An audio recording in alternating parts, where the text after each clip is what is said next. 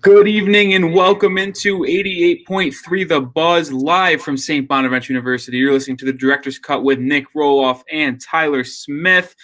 It's good to be back. I don't know why, but this last week felt like super long. I feel like we haven't been on air for a month. Yeah, it definitely feels that way. It's good to be back, and a lot has happened in the last week, so we got to get right into it. Starting with yesterday, our St. Bonaventure Bonnies reclaim a share of first place in the Atlantic 10, defeating Davidson 69-58. Nick, did you watch the game? What did you see from yesterday, and what are we looking for the Bonnies moving forward?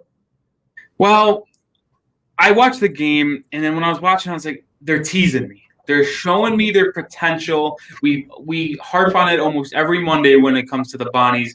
We talk about the three-point shooting.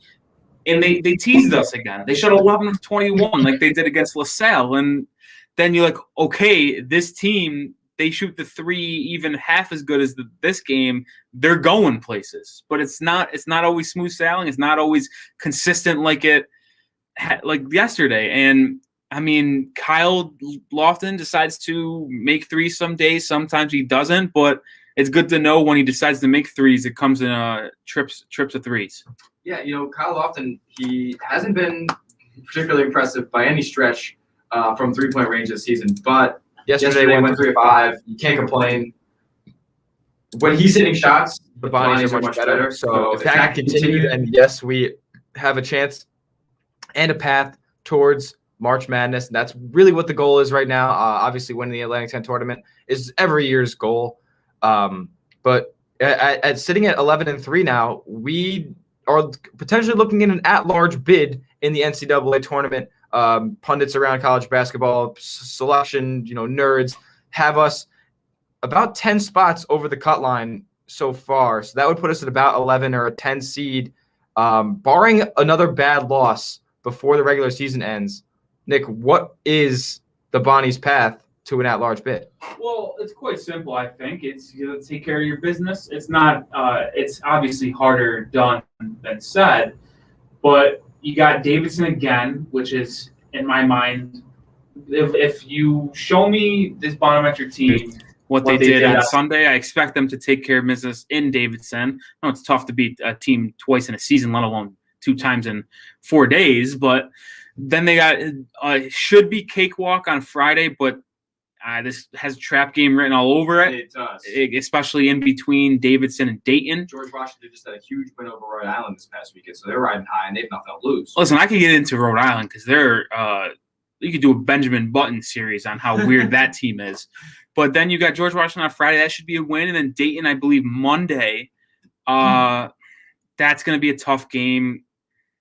It's going to be a point guard matchup. It's going to be home, though, I believe. It is home. So that's pretty big. Man, the route is there. If you go 3-0, you went 14-3 heading into the A10 tournament, and you just got to win your first game. You probably got to win your first game. Because if we go 3-0, I am pretty sure there's no possible way we aren't the number 1 overall seed, because we do share hold the tiebreaker over VCU right now for just overall team winning percentage. I don't know if that's how it's determined, but it seems that how it is now. That's the only reason I can think of why we technically be ahead of them when you look at the standings now, even though we do have the same in-conference record. You go 14-3, you win your first game, you're in the semis. I feel like that's good enough to be an 8 or 9 seed as an at-large. Yeah, I mean, especially in the A10, which people aren't giving enough credit to. They've kind of said that the conference has collapsed over the past 2 weeks. And, big teams like St. Louis, big teams like VCU have had, tough losses over these past 2 weeks, in fact.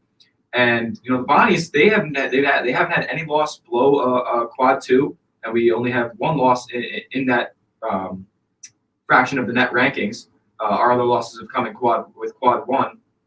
So, for those who don't know, quad 1, quad 2, it's based on the ranking of the team and where you play. So the Bonnies have had some pretty good losses by their standards, and they haven't had any bad ones. So if we can avoid bad losses, i.e. George Washington or Dayton, which is odd because the way that the net ranks Dayton is super weird, because that team, I mean, you mentioned Rhode Island, another team that goes super up and down is this year's Dayton's Flyers. I mean, they just blew out St. Louis, the presumptive A10 favorite, and they're still in the hundreds in the net rankings. So that game is going to be quad 3 since we're at home.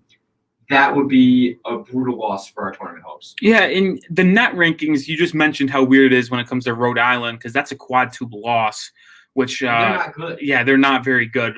But at the time, there was potential. So that's why I don't really understand the net rankings too much. But if you look into our net rankings, we're ranked 37th. That's well under 64 if you do a little math. That's also like I said, that is like a 7 or 8 seed right now. Mm-hmm. My thing is, though, if Bonaventure just goes on a tear, 3-0, beats Davidson, George Washington, and then Dayton, mm-hmm. and then there should be a shoe-in unless for the semis. To get into the semis, because if it ended today, we'd play the winner of Duquesne and George Mason, and okay. I hope to the heavens that you could win that game. So I saw just to cut you off real quick. I saw a preview of what the A10 tournament would look like right now.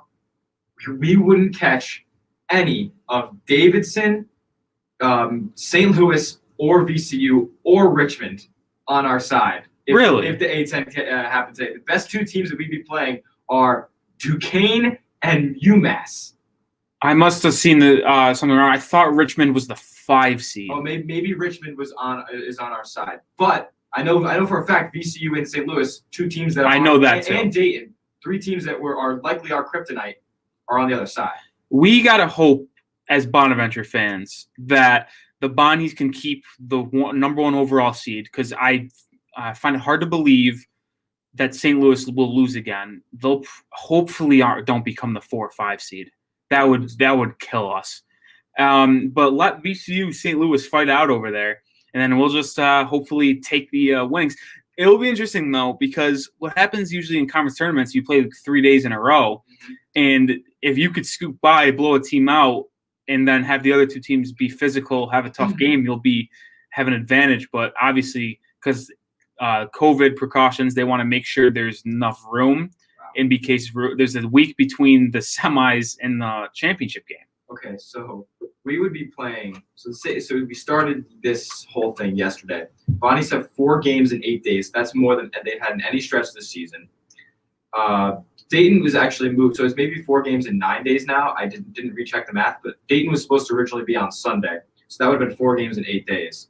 Then you have 3 days later is the Atlantic 10 tournament, and that's where you're playing 3 days in a row. Say you make the final, or actually, excuse me, no, you're not playing 3 days in a row anymore. If the Bonnies are in the quarterfinals, all they have to do is win, go to the semis, and they win again, go to the final. It's a whole 8 days away. It's in Dayton. It's the way that the A10 scheduled their conference tournaments. It's smart, but an 8-day layoff in between teams right before the tournament, and 8 days removed from their last game is kind of odd. But it does allow for rescheduling and COVID-19 precautions once teams get down to Richmond. Interesting. But I feel like it's necessary considering so many. The A10 might be the most struck conference in America with COVID cancellations. Oh my God, it's not even close. It's like you got the Bonnies 11-3. Obviously, St. Louis UMass has played 11 games total. I believe they're 7-4. I don't even think that's the least amount of games they've been playing in the conference. Yeah, I don't. George Washington is low too. That's what I was gonna say. George Washington hasn't played any games. So the A10's been killed. It's smart that they had to do this, but it does hurt those top teams because if let's just say it's VCU Bonaventure in the championship game, you would assume that means that both of those teams will be in the tournament regardless of who loses. Mm-hmm. That is my assumption. Yeah. If those are the 2 teams meeting up, I'm on the idea right now that unless say even if Richmond makes the final, I'd say they probably get in. That's something that interests me because a lot of people have Richmond first 4 out, last 4 in. I don't buy that. I don't think they're that good. Me neither. I think a lot of people are just caught up in the preseason hype. They beat Kentucky, but Kentucky's not good. They have a ton of seniors. I get it.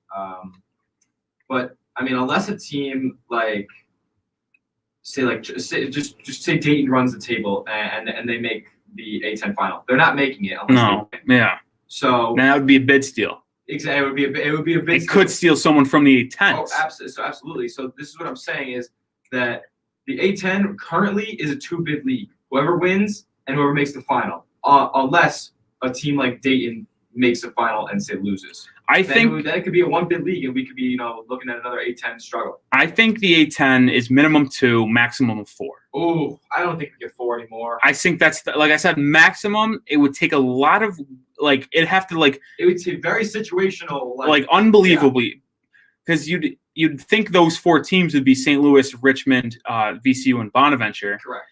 But I feel like Richmond would have to win the A10s, and in order for this happen, they'd have to probably beat VCU or not VCU, beat St. Louis, which is tough, in the championship game, and then VCU and Bonaventure's. Hopefully, they run the table going into the A10s, and then they'd have an auto bed either way. Yeah, that's the only possible way I could see 4.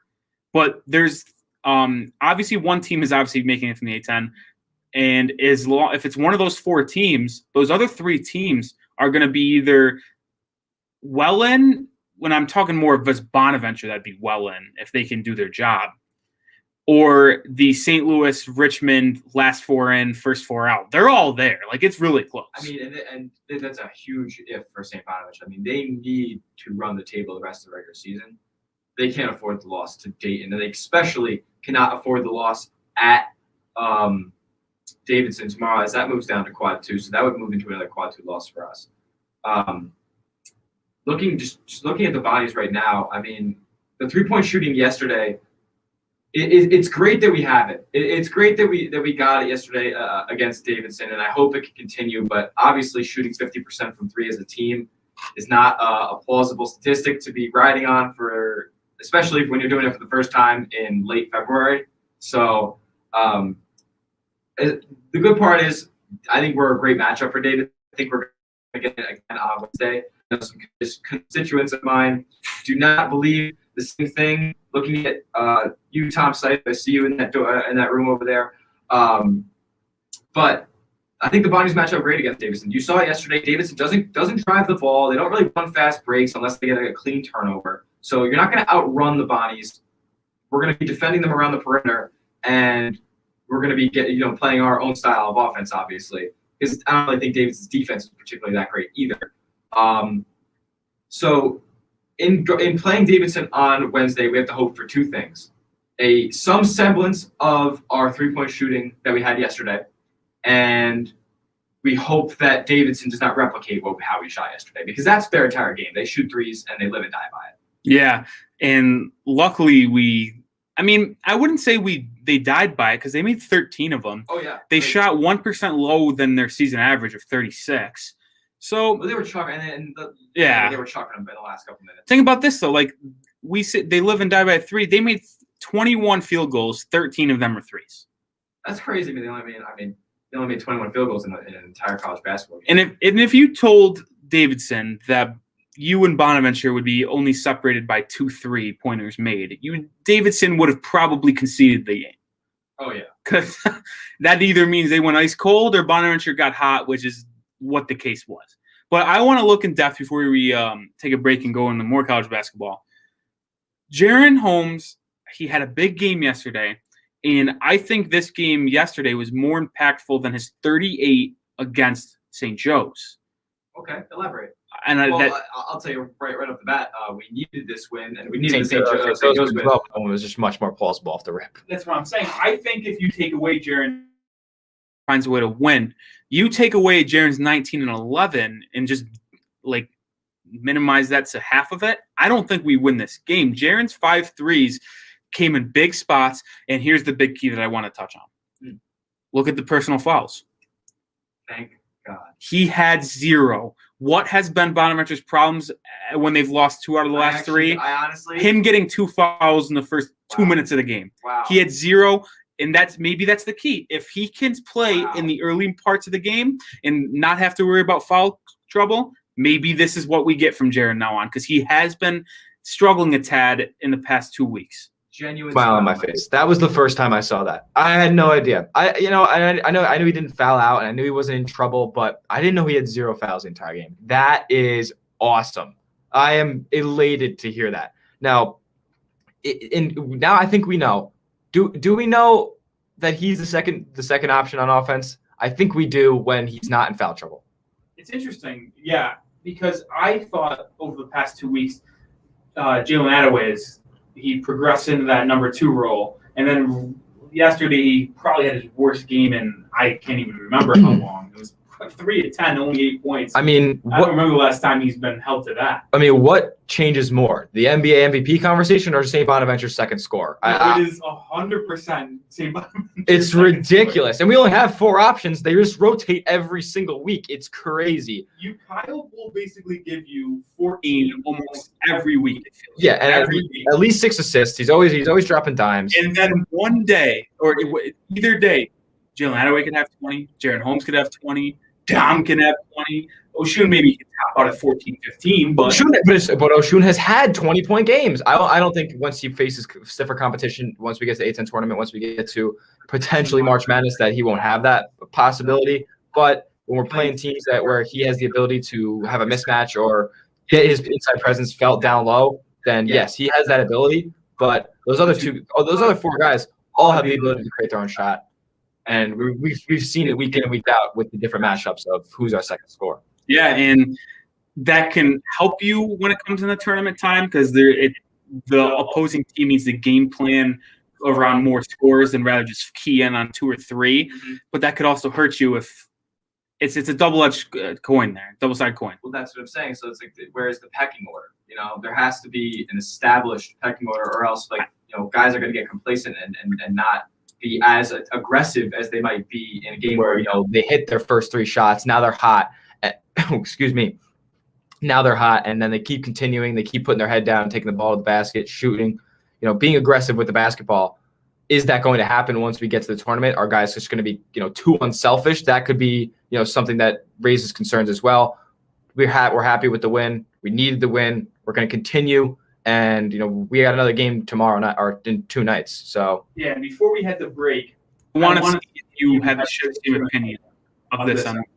When you look at the bottom of the pecking order scoring, you said there has to be one. Would you agree with me that it's Kyle, Jaren, Jalen, Dom, Oshun, and then probably, I guess AJ and Jalen Shaw? Okay, so yeah, I think that Jalen and Dom are interchangeable. You think? I think they go to more. Like, if you need a bucket, I think they go more to Attaway more than they do Dom. Okay, if that's the conversation, then yes, Jalen Attaway is the scoring option of Dom. Yeah, you see him in the game. He has the ball in his hands quite often. And what I need Attaway to start doing more personally is to shoot more threes. It seems like he can make them. And he made a corner 3 yesterday that unfortunately can count because they said his heel was on the line when he shot it. But that was a pure shot. He took one in the game, that actually counted and it rimmed out.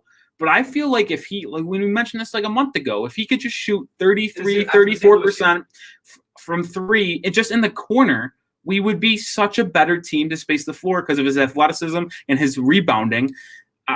I just would like to see him shoot more threes. And I think if he did and just shot it like he did at Miami, Ohio before he transferred at 34%, we'd be a way better team. Yeah, is that just Schmidt, telling Jalen Attaway what his role is? You're the baseline guy, you're the high post guy, and that's what you do, maybe. But if it's a confidence thing, then Jalen, we're telling you straight up, you can shoot the ball. We promise we will be okay with it. There's 10 other 3-pointers that we're not okay with during the game. I promise you, shooting open corner threes is fine by us. And it's helped us at times. Yesterday, it would have given us an additional 3. Just got to be a little more aware with when your foot's on the line. So Jalen Attaway, and just to piggyback that off that, one more thing I need to see him do is, when he runs and catches the ball basically at the free throw line, just turn, face, pump fake to the rim. It's one dribble. You're going to get either contact or a free layup. You jump higher than anybody on the floor. Just turn and face, attack. You are better than you think you are. His mid range is also pure. Exactly. So you're such a threat from right around the foul line extended, for him to score. He can hit that shot with ease, and then just give him a pump fake, one dribble to the rack. You're above the rim basically every time you put the ball up. So just be more aggressive is kind of what we're saying. I am very excited for next year's team because I really hope Attaway takes that progression where he gets more aggressive shooting from the I outside. think he will. Because then, like we said, this team's all juniors. I mean, we're going to be the Richmond of the A-10 next year. Yeah. We'll be the presumptive A-10 favorites coming into the year. Which I hate that. Yeah, because hate we'll it. be There's no way we win. we'll be unbelievably senior heavy. I mean, but we deserve to be the favorites because of how good we have been this year, and obviously all being seniors next year. But if you get Kyle getting back to his 35% three-point shooting form next year, and Attaway getting more aggressive from the outside, and then Oshun, I beg you, just get a post hook. This team is deadly. Well, that's where we should probably leave it. Oshun, yeah, get a post hook, and the Bonnies will be in great shape. Not only this year, but moving forward next year when everybody's seniors. We're going to take a quick break. When we come back, we're breaking down the rest of college basketball. New AP polls coming out, new bracketology coming out. Michigan and Ohio State had the game of the year, and we're going to give some early Final Four picks. Stick with us on WSBU 88.3 The Buzz. You're listening to the Director's Cut.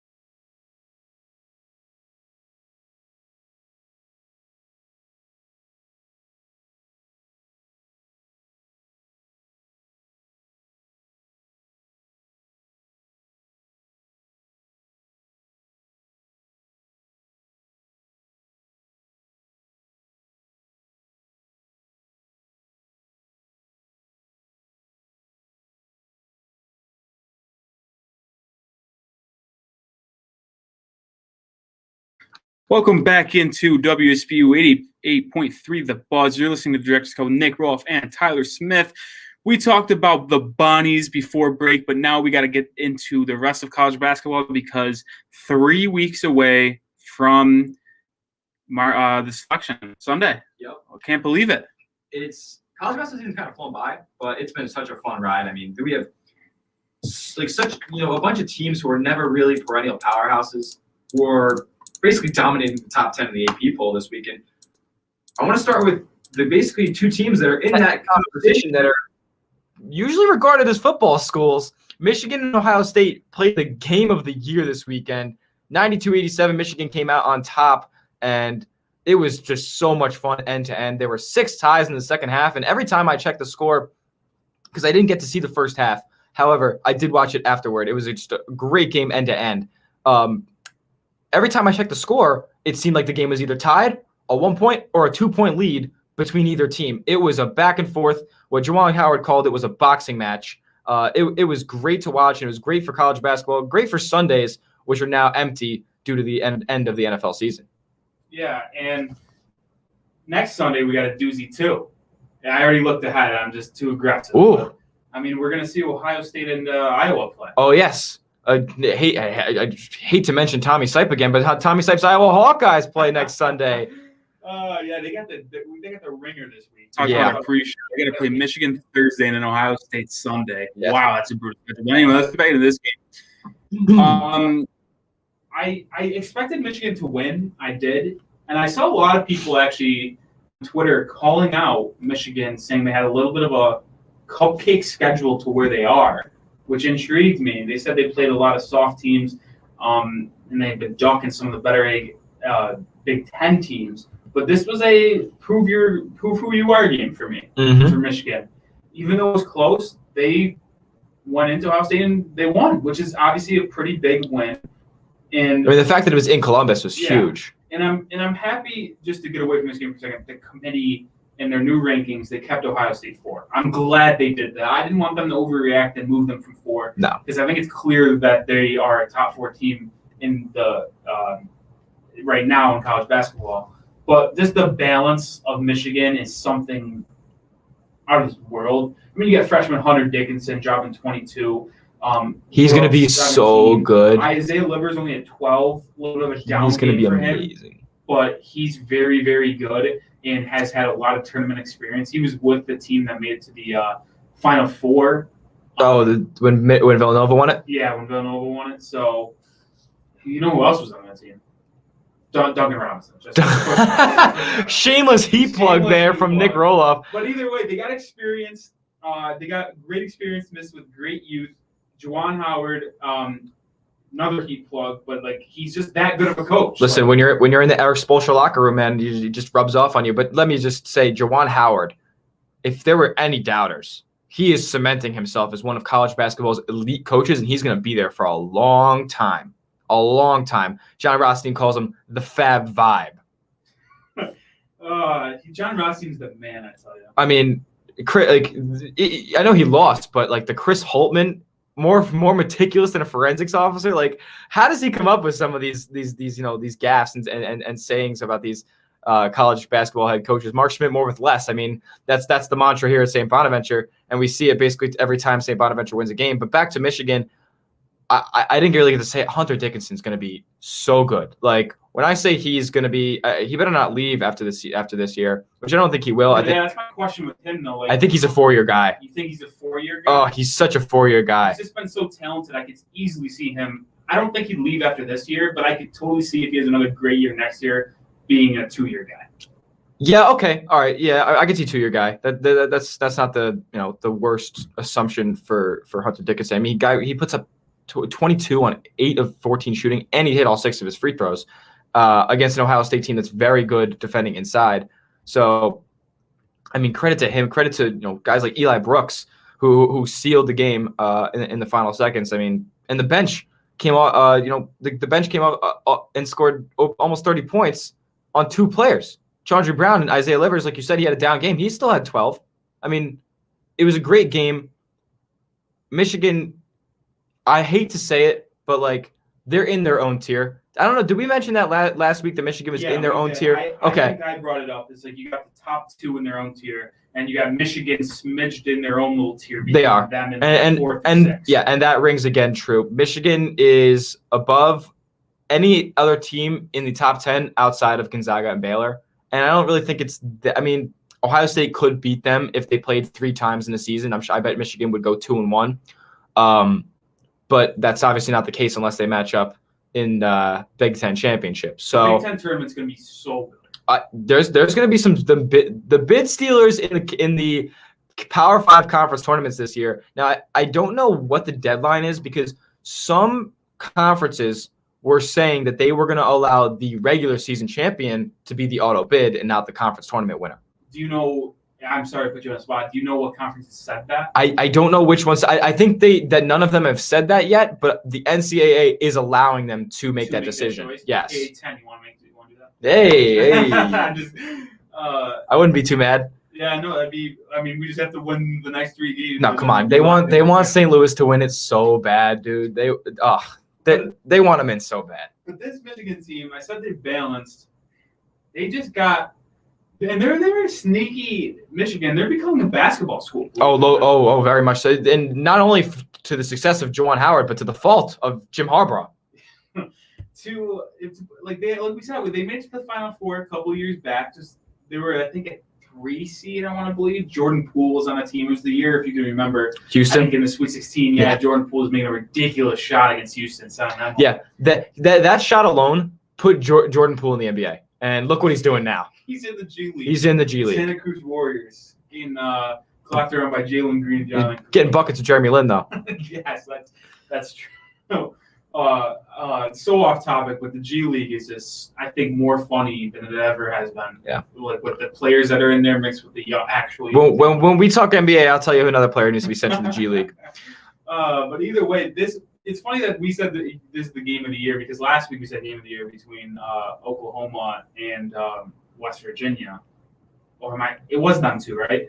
Oklahoma, West Virginia? Yeah. Great game. Oh, yeah. That was the game of the year before this Ohio State game, actually. Yeah, I just want to make sure that I didn't mess up. I knew it was Oklahoma. I thought it was West Virginia. I just want to make sure.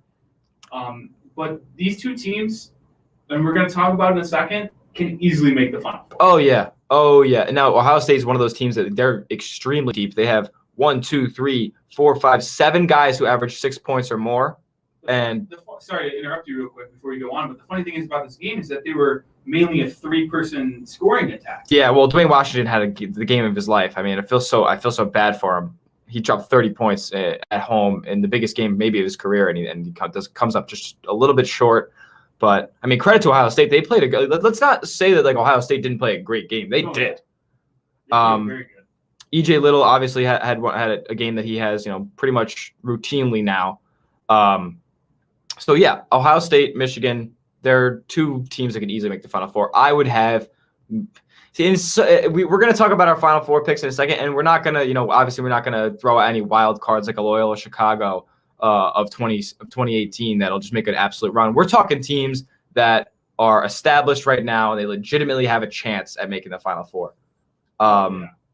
So with that said, I want to transition into that.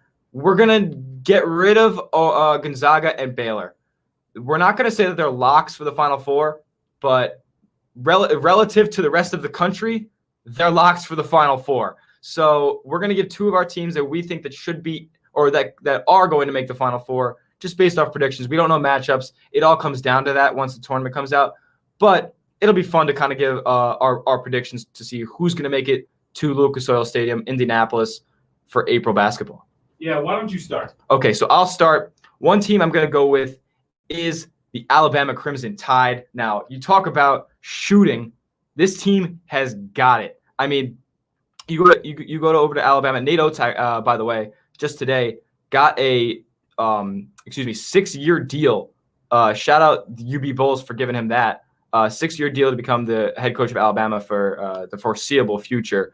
But if you look at Alabama, I mean, they're so bound. They have 4 guys who average double figures, and then their 5th guy, Joshua Prino, who's a sharpshooter, averages 9 points, and he's the main. Not the main facilitator, but he handles the ball for a large portion of their possessions. So you have Jaden Shackelford, sniper. John Petty, sniper. Javon Quinterly, who's actually come along pretty nicely since he left Villanova. You can't argue with this Alabama team, and they've been showing me that they have the ability to win tight games, to come back.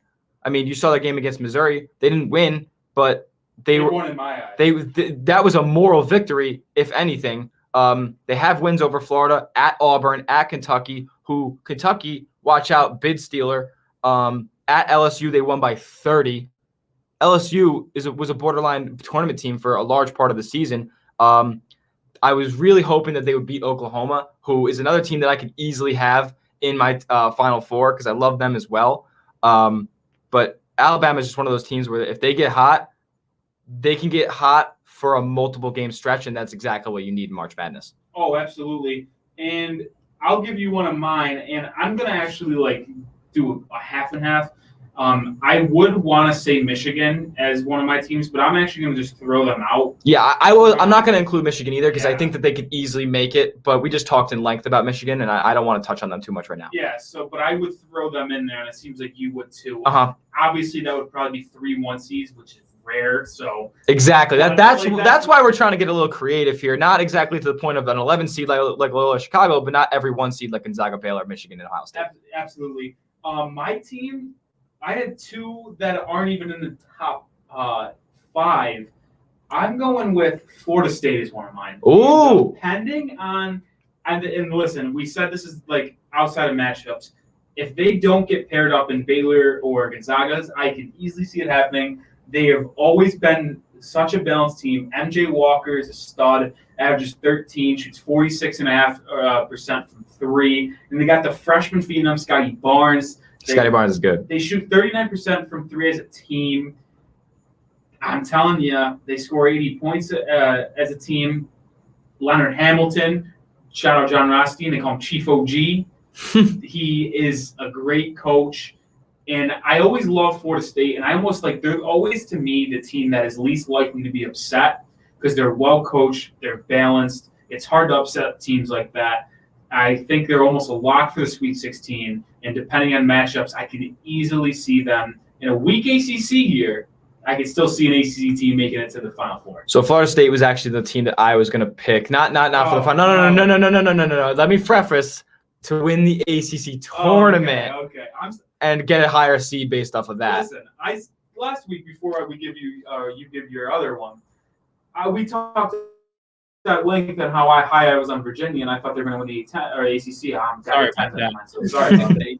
Yeah, and then of course, like we gave the death curse to Iowa one. We talked about how good they were. We talk about Virginia, or at least I did. And what do? They lose 2 in a row. Yeah, well, the Duke lost. And then they got blown out against this Florida State team. So yeah, Florida State cooked them, and I think that they're a clear mismatch for Virginia. They played a totally different pace, and Florida State just has better athletes, and that's been a problem for Virginia these past few years when they match up with a team that's uber athletic and fast. They're uncomfortable, and they're not able to run the half-court sets like Tony Bennett loves to run. So that'll bode problems. I'd love to see a Florida State Virginia ACC tournament final. That's what I'm hoping for. I think the conference tournaments are going to be really fun this year. And another conference tournament that's going to be really fun and potentially pretty hectic is the Big East tournament. And that is where I find my second Final Four team, and it's not Villanova. I knew he was going to do it. I knew he was going to do it. It's the Creighton Blue Jays, baby. We're going to the Final Four. And I say I'm just a huge, supporter of this Creighton Blue Jays team. Greg McDermott and the job done. I mean, he's turned from Missouri Valley, just a Kyle Korver alumni, to a powerhouse team who competes year in and year out. And at the head of that, Marcus Zagorowski, man, one of the best point guards in the country, and he's just really not talked about in that National Player of the Year conversation. And I mean, 15 points a game, 4 assists, and a couple and 4 boards. It's not exactly National Player of the Year, but man, this guy keeps them in a lot of games. And when he gets hot, watch out. I mean, Denzel Mahoney, when he gets hot, watch out. Kristen Bishop down low, and Damian Jefferson as well. Really good. The problem with this, not the problem. The problem for other teams with this Creighton team is they can attack you from so many different spots.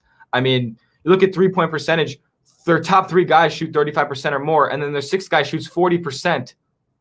It's ridiculous what this Creighton team can do on offense, and they're so lengthy and on defense. They love playing on big courts, and that's what's going to happen come this tournament. I mean, some teams are going to get matched up in Lucas Oil Stadium. That's a huge court, and that would be a huge advantage for a team like Creighton, especially once you get to the Final Four, where the games will definitely be on that big court. But I love this Creighton Blue Jays basketball team. They can score, they can defend, and they can score at all 3 levels. That's why I have them as my second Final Four team. A little bit of a shocker, but they can do it. Yeah, it would be pretty surprising to see Creighton in the Final Four, but you made some good points. And let's not forget that Duke alumni or Duke transfer Alex O'Connell is sitting there on the bench too if they ever need his sharpshooting duties as well. All right, well, let's move on here. My pick is this is one heavily depending on matchups, I tell you. I'm going with the West Virginia Mountaineers. Ooh, Huggins. I really like Bob Huggins. They've got really good wins as a team. They beat Texas. They swept Texas Tech. They beat Kansas. They beat Richmond. That was just early in the year. And they lost to Texas. It's actually funny. They won aggregate score, it'd be tied. They lost to Texas by 2, but they beat Texas by 2. I really like this West Virginia team. I mentioned how much I love Bob Huggins as a coach. Miles McBride, I love him. He is very, very good in my eyes. I don't know if he'll make an NBA prospect, but he averages 16 on 45% shooting, 43% or 45 from 3. Excuse me. They got the guys inside with Derek Culver, who's a double-double machine, averaging 15 and 10. Taz Sherman. He can shoot the ball. Sean McNeil, he can shoot the ball. This team's got shooters. It's got the defensive aspect. It's got the interior. I think depending on matchups, I would not be surprised to see Bob Huggins and his Mountaineers in the Final Four. Well, you know what? We didn't go super conventional. And I like that pick. I think West Virginia can play with so many different teams. They can give you a lot of different matchups and looks. And McBride is just one of the most talented players in the Big 12, bar none. It's funny. I'm looking at Joe Lunardi's current bracketology, and he doesn't have the whole thing out. He only puts the full brackets out on Tuesdays and Fridays, I believe. But every day after the games, he throws out the top the 4 seed lines, and then the last 4 by, last 4 in, first 4 out, next 4 out. By the way, currently Duke and Syracuse are on the bubble right now, which is ridiculous. We didn't have that in the show plan, but if time permits, we should talk about that. Duke and Syracuse play tonight, and the loser's probably out of tournament contention. 100%. Yeah. But what I really wanted to mention was that our teams that we picked, you picked West Virginia and Florida State. Those are both 3 seeds. Not too bad. We didn't get too high on this. And I picked Alabama, a 2 seed, and Creighton, actually the last 4 seed, which is pretty odd. He has Kansas right now as a 4 seed. I don't know if I like that. We'll have to. Kansas is a 4 seed is aggressive. That's really aggressive. Very low on him, so. Listen, they can. Kansas is the team that can get hot at any time too. And Bill Self, Hall of Fame coach. I mean, you can't argue with what he's done. But Creighton is a seed below him. I mean, they had the one bad loss at home versus Georgetown, but they just won at Villanova, or not at Villa, home versus Villanova, and they face them again in a couple days. I don't like that ranking, but we picked some good spots. I mean, 3 seeds, 4 seeds, 2 seeds, they can all make the Final Four, and that's usually what it ends up being, barring, like I said, a Loyola Chicago in 2018. Yeah, I think I would not be surprised with any of our teams making the Final Four that we picked, and I would not even and that's obviously including Michigan, Ohio State, like those teams. Well, it's funny. So, like, you look at these 16 teams, and I'm just going to rattle them off really quick. Gonzaga, Baylor, Michigan, Ohio State, Villanova, Iowa, Alabama, Illinois, Oklahoma, West Virginia, Houston, Florida State, Creighton, Kansas, Texas, Virginia. Could any of those teams make the Final Four? I think yes. Yeah, I mean, like, we talked about it all the time, but there is so much parity in this league, in this college basketball year. Like, we named off, like, 4 teams just not even, like, I mean, Alabama would be a 2 seed, but I guess mine's just 3 seeds, but I mean, barring this is all barring conference tournaments. I mean, some of these 2 seeds, 3 seeds, 4 seeds could lose in the quarterfinals, and then they're totally like out of the top 4 seeds. It's crazy. No, absolutely, it is unreal to think about like how this. Unreal to think about what the committee's job is. You know, seeding all these schools. I mean, everybody's lost to everybody. It's crazy. 100% one of the hardest years to ever pick. Well, there's no blue bloods in the top 15. Right. Unless you count Villanova as a blue blood now, which I don't. Yeah, I think I do. They've just been good every single year. It's like that's like saying Clemson in college football. Are they a blue blood? I think they've become one. If we're doing that, like I think they have. I guess I'm just thinking, you know, historically Villanova's always been good, but they haven't been, you know, Duke, Kansas, Kentucky, or UNC. That's true, I guess.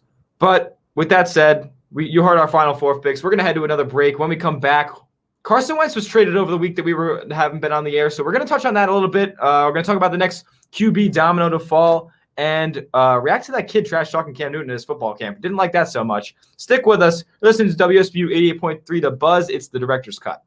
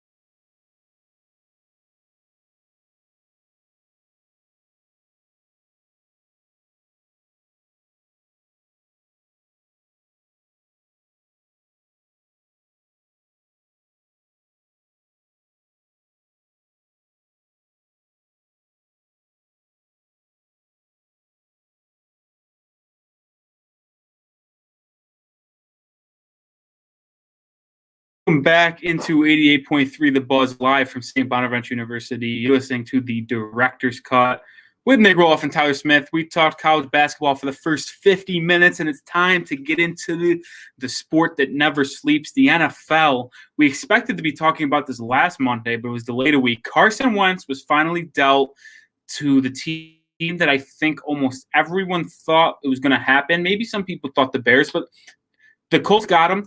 A conditional second-round pick, and I believe a fourth, right? So it's a 2021 third-round pick. Okay, third. And a 2022 conditional second-round pick, if and that pick converts to a first-rounder if Carson Wentz plays 75% of the snaps.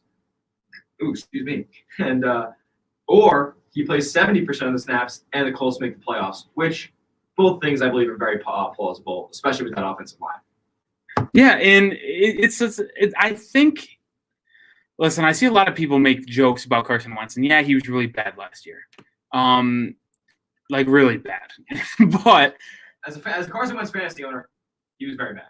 Yeah, I'm glad I had a backup because I actually had Carson Wentz in one of my leagues, and I had a backup option. Oh, I had a backup option too. His name's Joe Burrow. What happened there? You want to know who my backup options is? A little off top. It was Cam Newton. I was feeling pretty good about myself for the We were not good fantasy quarterback drafters this season. First 3 weeks, I was feeling good about myself. Ooh. After that, it didn't go so well. Not good.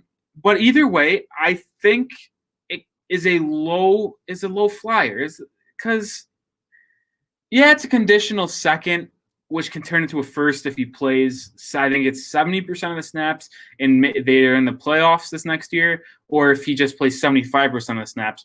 So I actually think it will become a first unless he's that bad.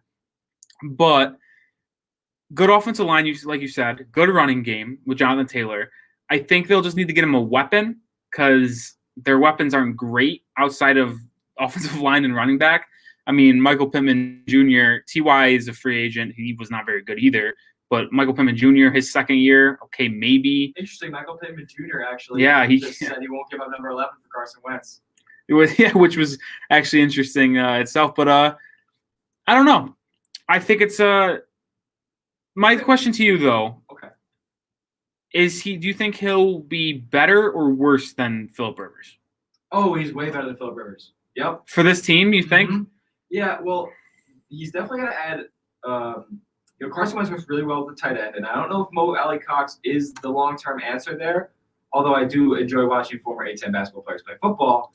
But Carson Wentz has always worked with a good tight end. Obviously, he had Dallas Goedert. He had Zach Ertz, obviously, when he was playing. And there's been other tight ends that have played well there as well. He's going to have some weapons. I mean, T.Y. Hilton has declined. Michael Pittman, like you said, rookie, he showed some signs.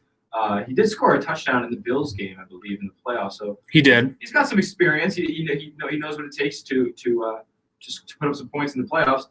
And then you have Jonathan Taylor in the backfield, who I think is going to alleviate a lot of pressure off of Carson Wentz. And I think they're going to bounce really well off of each other because last season nobody really did defenses really think Philip Rivers was a threat. I don't think so. So I think a lot of teams focused heavily on Jonathan Taylor and the rushing attack that Indy had, and it was still very competent when they got the ball rolling and they put it on the ground. Nyheim Hines plays really well, and that'll be somebody who can emerge out of the backfield, for screen passes and other instances for Carson Wentz where he doesn't even throw the ball all the way downfield. Even though I do believe he has the ability to do that, I just don't think that there are many deep threats on this Colts roster right now. So we'll see what happens with Carson Wentz, but I think it's a way better situation for not only him, but the Colts in relation to having Philip Rivers instead. But he won't be able to make the line of scrimmage adjustments that Philip Rivers did. Well, it comes with 15, 16 years of experience. I think Philip Rivers might have played 18 years or 17 years. I don't know how many it was, but Carson Wentz, let's not forget he was the NFL MVP before he tore his ACL in 2017. It's true. It is true. MVP, and it was undisputed. And then it was funny because Deshaun Watson started making some strides that year as well as a rookie, almost winning MVP. If you look back at the MVP race, it was crazy. You know who else could have been MVP if he didn't break his leg? Derek Carr. Oh, really? Do you remember legit numbers? Legit numbers. I think it was actually the year that he was MVP, or was it his rookie year? Or was it the year before? Maybe I'm getting the Derek Carr year just one ahead. Yeah, Derek Carr was not a rookie when that happened. No, because Derek Carr was MVP, broke his foot, and then they lost to the Texans in the – that was 17 or 16? It was 17. It was 17. Yeah, so it was Watson's rookie year. So then – because Brady ended up winning MVP. Yeah, he did. But Derek Carr, Carson Wentz were right there. Mm-hmm. What an MVP class. Top 3 quarterbacks in the league that year.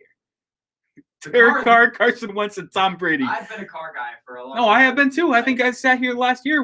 Before we got sent home due to COVID, we were saying with drafts, don't move on from Derek Carr because there was talks of them possibly moving up to get a quarterback.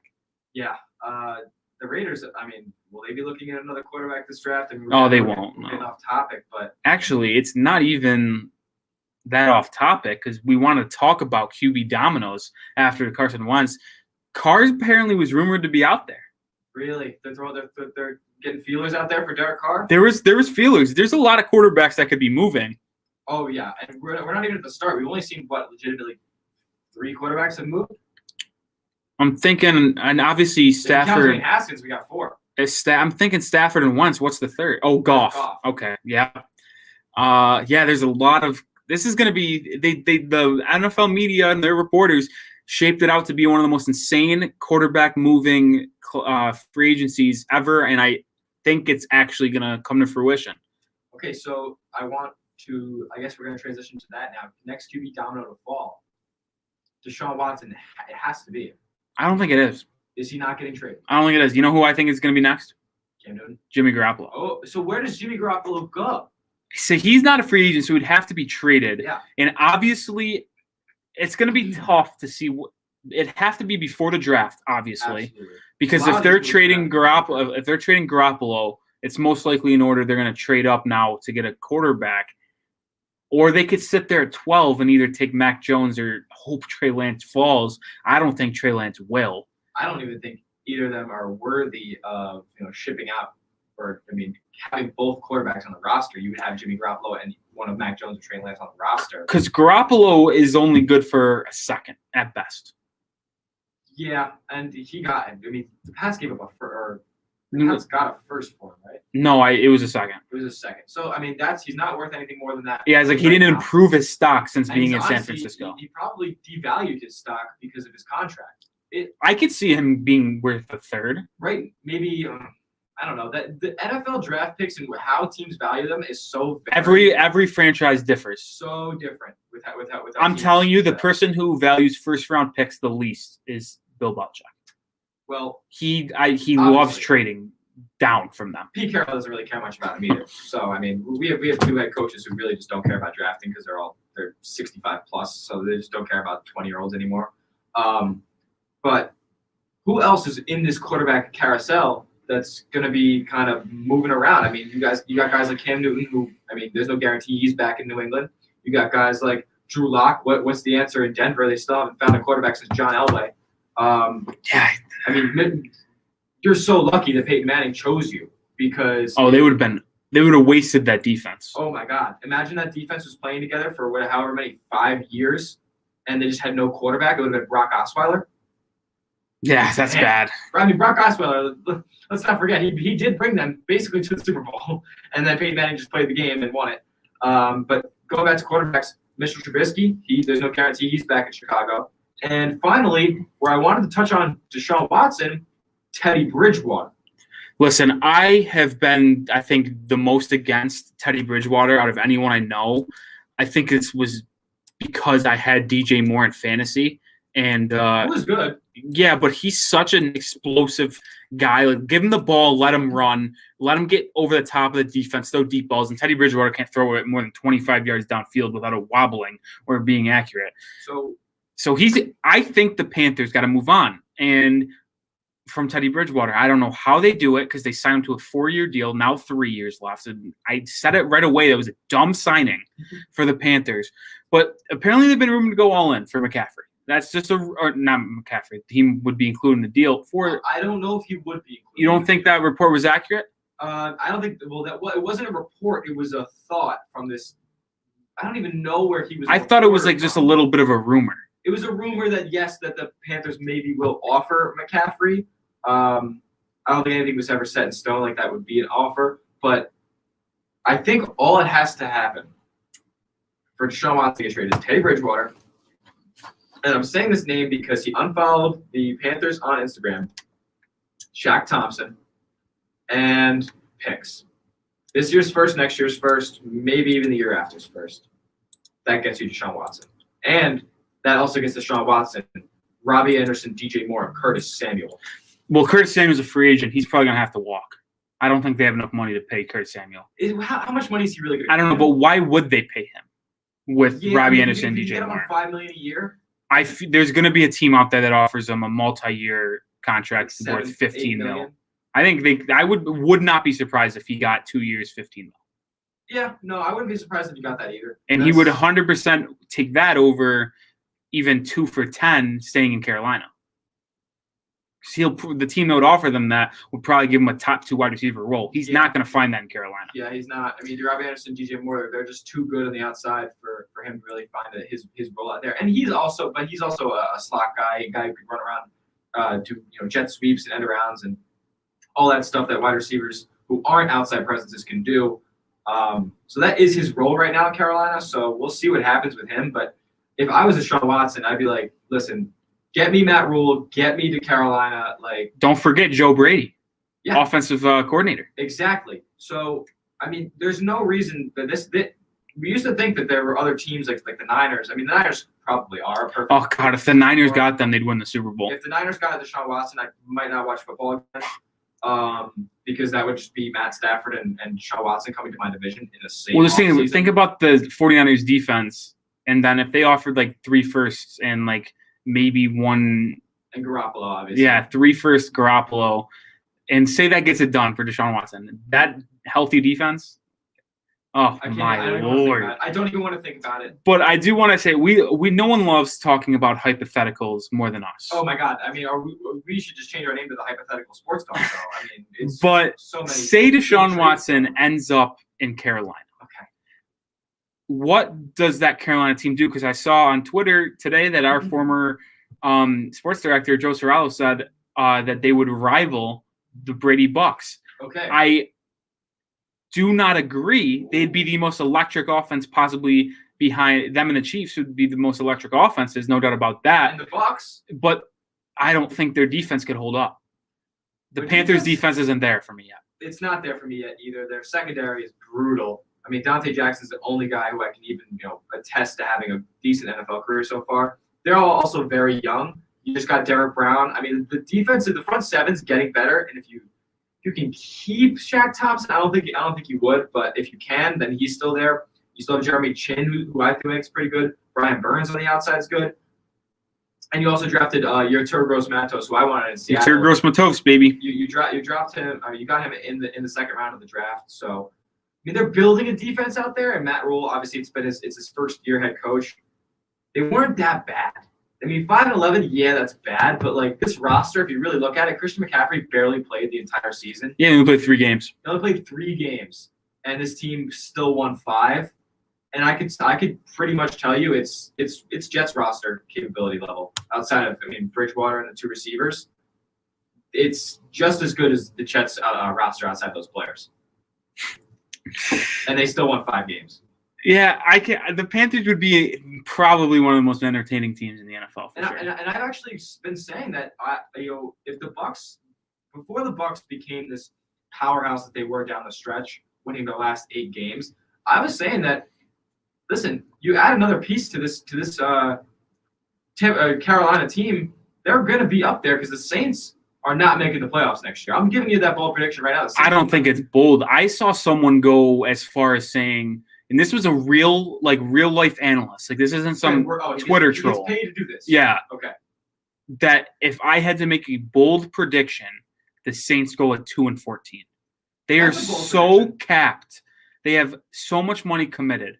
And if they lose Drew Brees, which I think is going to, I could pencil that in. If he doesn't retire, Drew Brees has got to be checked for mental health. Yeah. There's no way he should think to himself he could play another year at a high level after watching what he did in the playoffs. But they are over the cap by a lot. They're going to have people go. They're over the cap by a lot is an understatement. Yeah, a lot. Yeah, it's unbelievably bad how much they're over the cap. It's like $100 million, and that's like NBA teams don't go $100 million over the cap. Like they're gonna have to cut players. They're gonna have to shed. Now they might start a rebuild. If I were them, I would start now. I would not waste any time. I would trade away the high valuable players on contract to get the picks. Start the rebuild now. Don't have a year where you waste a year. Because that's the worst thing you do as a franchise. They should take a hard look, know if Drew Brees isn't coming back with our cap situation, there's no way we win a Super Bowl this year. So there's no way that we should hold on to these contracts. Start the process now. It's the only – if I was told you, if I was a GM, that's what I would do if I was a Saints. Start unleashing. Listen, the teams like the Dolphins and the Falcons have been wasting years for 10 years now. It's crazy. Oh, the Falcons are on the biggest waste of 3 years in a row. They got to the Super Bowl, and then they've never been able to replicate it. They wasted Julio's prime. They wasted the end of Matt Ryan's prime. He still can play, but he's not in his prime anymore. They wasted so much. That division's wide open outside of Tampa Bucks, Bay, yeah. obviously. I mean, if Tom Brady even plays half or 3/4 of what he did, down this playoff stretch and towards the end of the regular season, there's no way. There's nobody stopping the Bucks in that division. There's nobody stopping the Bucks in the NFC if that's the case. So, do you think we talked about J.J. Watt last week, just quick before we head to break?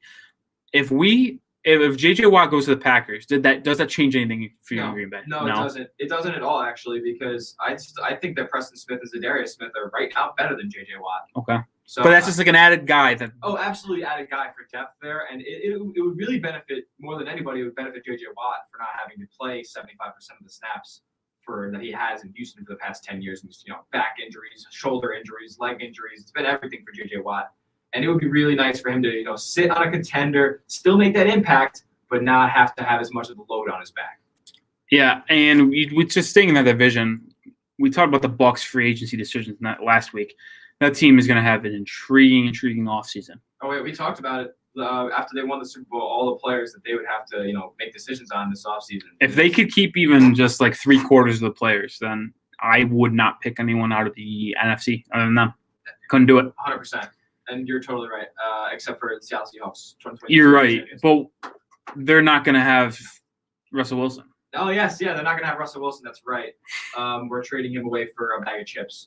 So that's going to do it for our NFL talk. I can't even get into the Seahawks right now. I'm already, my mood is already declining so heavily. When we come back, we're getting into this league. This week in this league, we're talking NBA, the All-Star game, and, maybe we'll touch on a little baseball as well. You stick with us. You're listening to WSBU 88.3 The Buzz. This is the Director's Cut.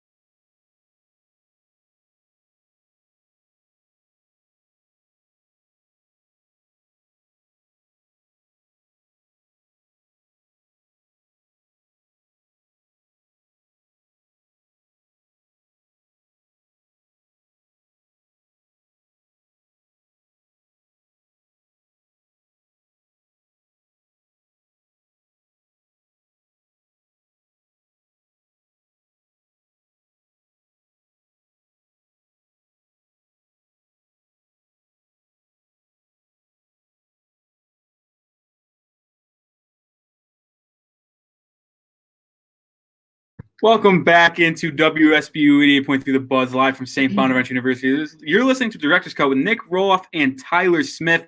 We finally get into this week in this league, and I think this is going to be one of the most contentious NBA talks we've had. We don't get too contentious with the NBA. A lot of times we do agree. But we're going to get into some All-Star Reserve selections.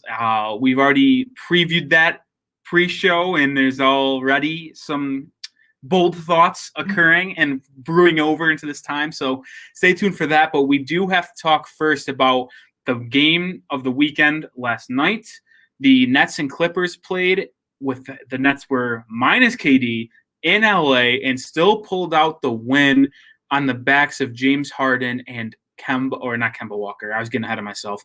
And Kyrie Irving. We'll get to that in a little bit as well. But wow. That was just such a good game. It was a great game. I mean, it's just awesome that they're filling the role for Sunday football. We already talked about with college basketball. But just marquee NBA. Yeah. 112-108 was the final score in favor of the Brooklyn Nets. James Harden had 37, 11, and 7. He has become such a joy to watch for me. And I was anti-Harden last year because you know what? Nick's finally coming. Came around because people were trying to say he was better than Dwayne Wade. I quickly shut that down. Obviously, Dwayne Wade's my favorite player of all time, but I shut that down because I don't think Harden played the style of basketball that's winning. The style of basketball he's playing in Brooklyn is winning basketball, and that's why I've enjoyed watching him. You know what? He hasn't really let's just take a look at James Harden's career in Houston. He had the one year that people legitimately thought he could have won a championship was 2018 with Chris Paul. The only teammate that he's actually had in Houston that was unselfish and that could play and make other guys better.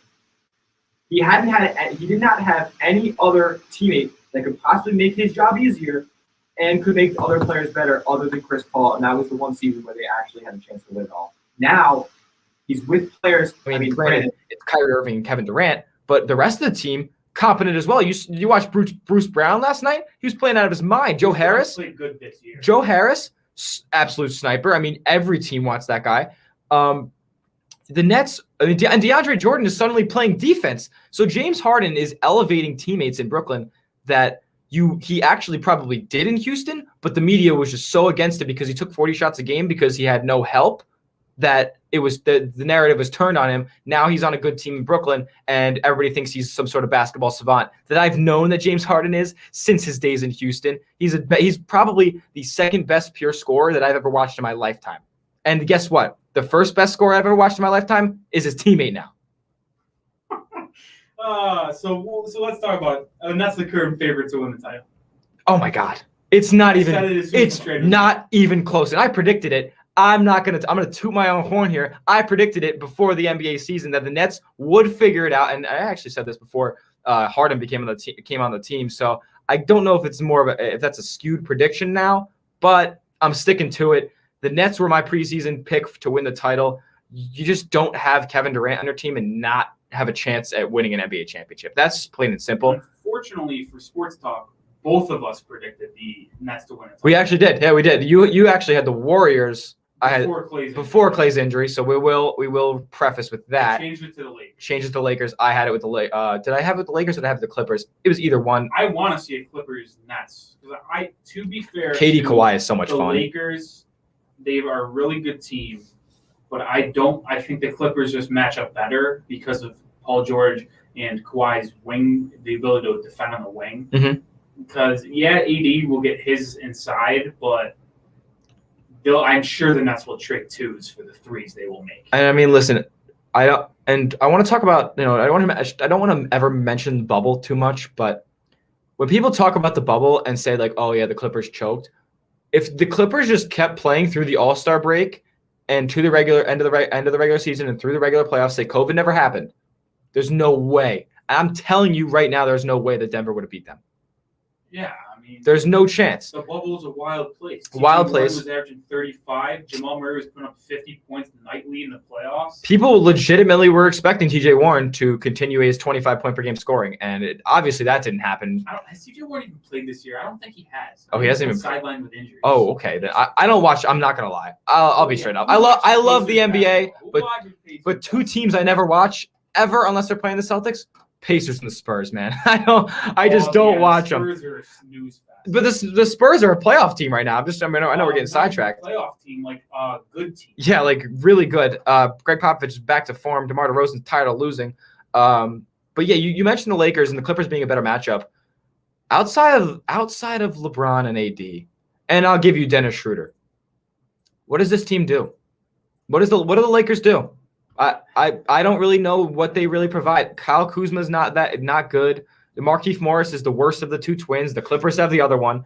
Talon Horton-Tucker, apparently Lakers were crowning him as the next Messiah. I love preseason basketball for that exactly. Yep, exactly. And he's back to form of being a bench rotation guy. Barely doesn't play. And Montrezl Harrell has zero offensive game. He's actually regressed since he's left the Clippers. So that's a bad move. And Marc Gasol has zero lateral movement. Yeah, the Lakers really thought that was a good pickup. Did you watch him against the Celtics? He couldn't guard a pick and roll to save his life. I'd rather have Luka Garza out there guarding pick and rolls. Oh, no, you don't. No, probably wouldn't. But Marc Gasol, he can barely move on the basketball court, and he's a shadow of his former self. And I hate to slander the guy because he's had a great career, and he stole a Defensive Player of the Year from LeBron James. That's the only thing.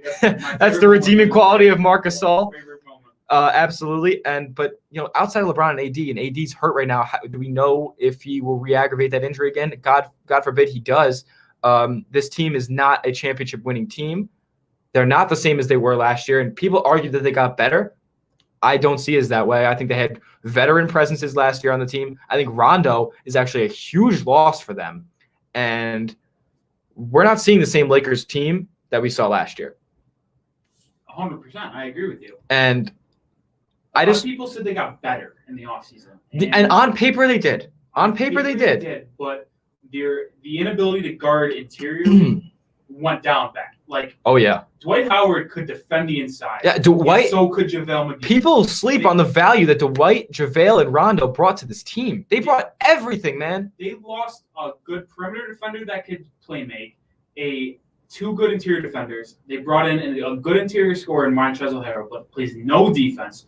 People don't dog him for it because he tries and gives 110% effort every game, which obviously is very respectable, but he's very bad defending interior because he is too small. I mean, you say he's bad in interior defensively. He's too small, and you say he's a good interior scorer. Yeah, he can score inside, but he has no if you put him in the post, he's not scoring. You have to give him either lobs or dump offs from LeBron when he draws a double team at the high post. You just dump it off to Montrezl Harrell and he dunks. He's basically Oshun-Oshuni at 6'9". To me, Montrezl Harrell is the equivalent of Trae Young. Yeah. You know what? As much as it doesn't make sense, it absolutely makes sense. And the thing that was said about Trae Young last year in his second year, there's scoring 30 means nothing when you're giving up 30. Mm-hmm. And for Montrezl Harrell, it's the same thing. Scoring 18 doesn't matter when you're giving up 20 inside. And Marc Gasol can't defend. You said he's a shell of himself. And they lost the perimeter defending of Rondo. They gained Wesley Matthews, who really hasn't been an impact. Wesley Matthews has gotten hurt 18 times in his career. I mean, other than sharpshooting, he doesn't really provide anything on the defensive end. Alex Caruso is not a good NBA player. I'll keep saying it. He's not good. You know what's funny is, we talked about him last week on the Nuggets, Frank Capuzzo. Franco Capuzzo. I don't even know how to say his name. If he was on the Lakers, he would get all the publicity in the world. Oh yeah, and he's still continuing his good solid play. I like him on the Nuggets off the bench. But going back to the Clippers, last night, I know we just totally went from the two teams that were playing last night to the Los Angeles Lakers because they just garnered so much attention. Why was Paul George pulled late? I know he was on a minute restriction, but he had 34 points, 6 and 9. Paul George was playing out of his mind last night, and he has been playing really, really, really well this season compared to last year. Why did they pull him late? I mean, I know they said minutes restriction because he's coming back from a tough toe injury. Listen, they had a chance to win that game. And that's what I'm saying. How big is the priority to win regular season games? Does it really not that matter? Does it really not matter much? Do you only have to worry about games against teams that are inferior to you, so you can just get out there and coast to a win and pile up that number that gets you a top 5 seed in the playoffs, and then you just play from there? Or do you actually care about winning basketball games night in and night out? I don't know what the deal was. I'm also not a big Tyronn Lue fan, so we don't really know what the decision making was there. I'm sure I think Paul George did say actually he wanted to stay in the game, and he was pulled anyway. I think if Paul George stayed in that game, listen, it was tied 108. They could have won that game. And 100%. and and then that goes back to what I'm saying. do teams prioritize regular season wins? Like, that's a marquee Sunday matchup where the entire NBA fan base and whatever public eye is watching because there's no football. Do you care about winning those games? I mean, obviously you do from a basketball standpoint, but do you really from, playing your guys? It risks re-injury for Paul George, but come on, at this point in his career, like, you just got to go play ball. Like, those guys have been wanting a championship since they agreed to form a duo in Los Angeles. What's the deal now? I mean, you have to prioritize winning at some point. And I mean, I know last year they were the 2 seed, and it didn't matter. They ended up losing to Denver, like I said. But I mean, at some point, winning has to become a priority in the regular season, or else what are you playing for? Just lower the regular season to 56 games, and you can actually prioritize winning and play your guys the maximum amount of minutes that they deserve. Yeah, I totally agree with you, and I don't think there's anything else to say. Now, speaking of guys who getting the minutes they deserve, a guy who's getting more minutes than he deserves was in the previous game of the Sunday marquee matchup, and that is Kemba Walker. 5 of 21, really? 1 of 12 from 3? Really? That's what against the Pelicans, man? Really? I hope you're playing in Louisiana. I really do. I want Lonzo and Steven Adams on the Celtics more than Kemba. Oh my, like, it's not even a question anymore. And until he puts together a stretch where he can just, and I'm not asking you, Kemba, I'm not asking you to average 22, 23, 24 points a game. I'm not. We have our 2 wing scorers. Jaylen Brown and Jason Tatum are playing as good as any duo in the league is this season. Kemba, can you just put up 18 points on efficient shooting? Please. That's all we need to win basketball games, and you still can't do it. I'm fed up with Kemba Walker. He's lost us too many games, and I'm not saying it's directly based off of him because we blew a 25-point lead yesterday, but he has not helped the situation whatsoever when we need buckets. When the 2 wings aren't hitting, you're supposed to be billed as our third scorer, our guy who can go get a bucket from the top of the key, cardiac Kemba. Where is that guy? I haven't seen him. Yeah, I mean, we've had this discussion. Would you rather have Lonzo or Kemba Walker in your team? Right now, listen, I don't even know. I'm also bringing in Steven Adams as the kind of, the big that we need for interior presence inside. So that's kind of where I'm at with that hypothetical trade. But would I rather have Lonzo or Kemba Walker? That's a serious conversation right now. Oh, it's serious, all right. I'll be interested because he's playing so good. Do you think the Pelicans, and this is just quickly off topic, do you think the Pelicans will still look to trade him like they were gonna like 2.5 weeks ago, or do you think they will now try to keep him and maybe extend him long term after seeing what he's been doing this year? Lonzo? Yeah. Yeah. I mean, what is he, 23? Yeah, he's still really young. There's really no point to move on from him. He's a restricted free agent. So now the only thing I say is that what money is he going to command? Does he get more? He continues to play like this. 15 million? Oh, I think more. At 23, yeah, he probably does get more. I think 20 mil. 20 mil. I could see a 4-year 80 or 5 for 100. If Lonzo Ball gets 100 million, man. Well, like, think about it for real second. He plays good defense. He can facilitate, and he's shooting 39% from 3 right now, and shooting like 50% this past 3 weeks. If he continues to do this throughout the rest of the year, and he's still so young, that's a valuable point guard piece. If Lonzo can shoot a consistent 38% from 3 or higher, and then higher is an absolute fever dream, but if he can do that, then yeah, I would agree that he deserves $20 million a year. Because listen, I think the more realistic, I don't think he'll get a 5-year deal. The 5 years is a long time. 4 for 80, I think, is his market. I think that's what it is. And I don't think he becomes like, when you give guys like that a contract, usually if you do regret it, it's tough to move. Lonzo will, if you say you do regret giving him that deal after 1 or 2 years, you still have. I mean, Lonzo Ball is only he'll be 25 at that point. Correct. Yeah. He still will have a decent amount of value around the league if you do want to move on from him from there. So absolutely, I do think that the Pelicans should keep Lonzo, but hey, Kemba Walker's available. I don't think Danny Ainge is going to trade Kemba. No, he won't, because we'll never get a free agent again if we do.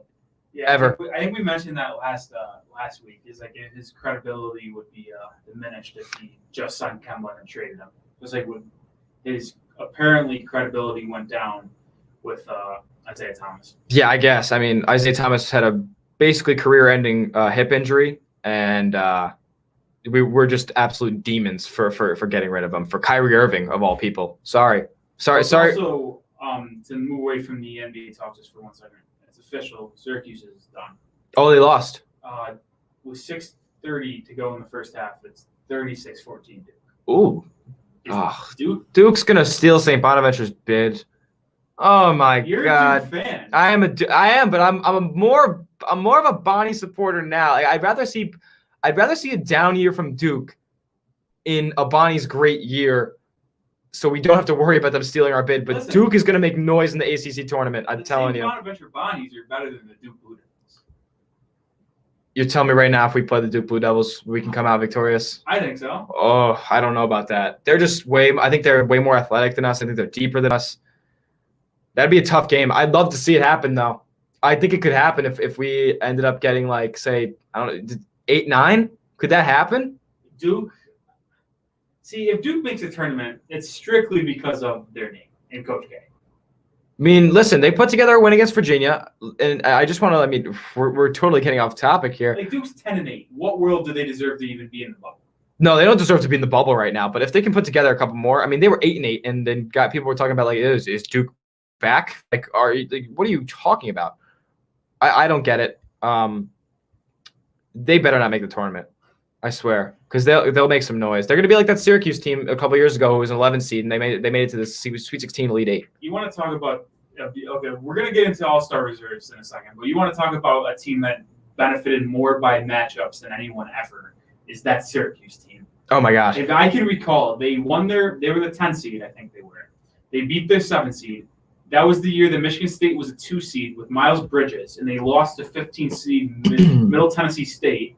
So Syracuse was able to play a 15 seed, and they're on a 32.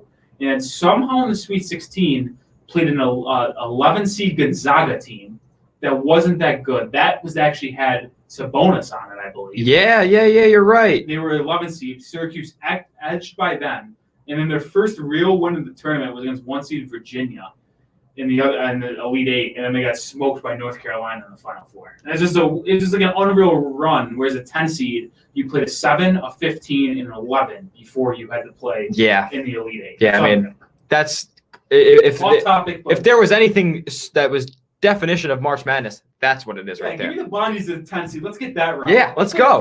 Mark Schmidt to the Final Four. We're back. All right, we're back to the NBA. We're gonna get to All-Star reserves. This is, and it's not something that it's not something that makes like the most.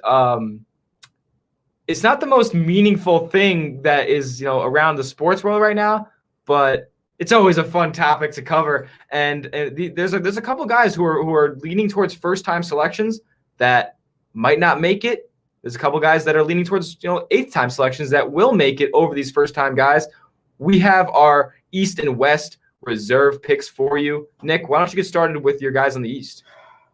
Well, do you want to do this? We'll do our backcourts. And okay, well, yeah, we'll do that. So we won't rattle them all off. We'll go one by one, so it's more entertaining. At least I think it'll be more entertaining. I think we're going to have the same backcourt, but James Harden's a lock, obviously. Yep. Because it was either Irving or Harden was going to start, and the other one was going to be a lock as a reserve. And my other one is having a career year. I got to go Jaylen Brown. Thank God. Gotta go Jaylen. Now we said we would get contentious, and we said we would get a little heated with our NBA All-Star reserve discussions. It's coming. But Jaylen Brown and James Harden wholeheartedly deserve to be the reserve backcourt, and there's only 2 spots for that. I don't think there's 2 other guys in the league that are deserving of it. So in the East, that's probably where we're gonna go. There, front court. What do we got? Okay, ready? Yep. We'll start with the easy one. Jason Tatum. He's one of mine. Yep. Bam Adebayo and Sabonis. Now, are these guys that you think will make it, or are the guys you want to make it? No, these are the guys that I believe should make it. Okay. You believe should make it. All right. Should. Okay. So, Jason Tatum's on mine. And can you repeat yours second 2 real quick? Bam Adebayo and Domantas Sabonis. Okay. Well, Jason Tatum's absolutely one of mine. And I'm going to have to go with and I hate to put it this way because I hate the New York Knicks, but they're the 6th seed right now, and there's one man to blame for that. And that's Julius Randle. Julius Randle also, interesting enough, he'll make a quick $950,000 if he does make the All-Star team this season. So a quick payday for him would be pretty nice. 23, 11, and 5 on the 6th seed in the East, which, listen, they're 15 and 16. It's not great, but those are top 30 numbers in all 3 categories. He is having a career year. Now, if you put him on any other team, he's not averaging those numbers, but the Knicks are in the playoffs right now, and Julius Randle is the best player on the Knicks. And the front court isn't as, I mean, it is stiff competition, but it's not as contentious as I think it should be. So I'm going to go with Jason Tatum, Julius Randle, and for my 3rd spot, I actually am going to go back on that. Actually, you know what? Nikola Vucevic. That's who I got in my 3rd spot. He deserves it, man. Talk about a guy who has been criminally, like somebody should get a felony for this, underrated throughout his entire career. He's been stuck on the Magic. And, I mean, he's just been one of those guys who's been putting up 24 and 10 for the past 5 years, and nobody bats an eye at it. It's ridiculous. And now 24 is a high number. He's averaging 24 this season, but he's been putting up 20 and 10 for the last 4 years, and nobody's talking about it. This year he put up a 40-point triple-double. That was ridiculous. And, I mean, for a guy on the Magic who has been trapped there his entire career, he just deserves an all-star game, man. He's probably a top 5 center in the league, and nobody. Oh, really? No. Embiid, Jokic, Towns. Who else? Bam's better, and Jokic is 5. I mean, excuse me. Forgetting someone. Who am I forgetting? Rudy Gobert. I'd actually put Vucevic over Bam. Yep. No. Yep. No, Why? No. Why? No. Defense. That's a thing that matters in the NBA. And what does Bam do on offense? I'm not hearing that he pulls from 20 feet. Bam averages, if you round up, 29 in 5.5 on 56% shooting. I will take the 4-point difference and I'll take the 2+ assists and I'll take the All-NBA type defense. You forget Bam was 2nd team All-NBA defense last year. No, he was. The centers you named, Julius Randle, power forward center, and Vucevic, they don't play a lick of defense. Bam is 2nd team All-NBA. What's the All-Star game for? Hey, no. We're in the All-Star game to celebrate the top 12 players in each conference. Mm-hmm. That's what it should be. And I don't care if it's not flashy, if it's not entertaining. If they're a top 12 player in their conference and top in their position in their respective conference, because of the way they play defense to go with offense, they deserve to be in that position. Okay. First of all, Bam, yes, he plays both sides of the ball, but I don't think he averages. He's the 3rd best 2-way center in the league. That's not a very deep class to be comparing to, though. There's no really good 2-way centers outside of Jokic. Honest. I don't think Bam's a very good offensive player. I don't. And he can get there. He can absolutely get there.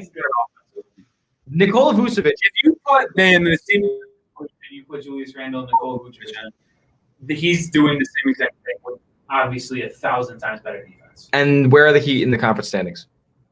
They're 13-17. I think the same as the Magic, and they're 2.5 games, I think, behind the Knicks. But I mean, the Heat beat the Knicks both times they played. I think I think Vucevic deserves it. I mean, 48. He's stretching the floor this season, which is something that he's been working on the past few years. But now he's taking 6 threes a game, and he's shooting 40%. And he's shooting 83% from the line. I wish he was closer to 90 because he would absolutely be a lock. But 84% is a great percentage as a center. And he's also averaging 12 boards and 24 points. I just think right now. Bam shoots better from the line. That's actually pretty impressive. I didn't know that. He shoots 84 now. Okay. That's pretty impressive. However, I think just plain and simple, I think Nikola Vucevic impacts his team. Like, you take Bam Adebayo off of the Heat. You take Vucevic off of the Magic. Which team's worse? Okay, that's not fair, though. That's not fair. When they have the same record right now. How is it not fair? Because one's actually playing with a team. See, it's different situations because this is such a COVID year.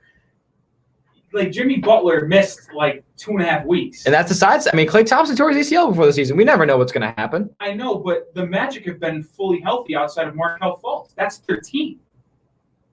Yeah, like, they haven't had like issues where they're missing players outside of Markelle Fultz. And Vucevic has to carry them on his back. To be fair, though, this is also not to mention when the Heat were missing Jimmy Butler, who do they have to play?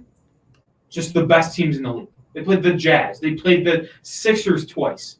I mean, the record is skewed because all their tough games were without their best players. Yeah, they've had a couple bad losses that they shouldn't have had, but Bam, the way though he plays both sides of the ball is just.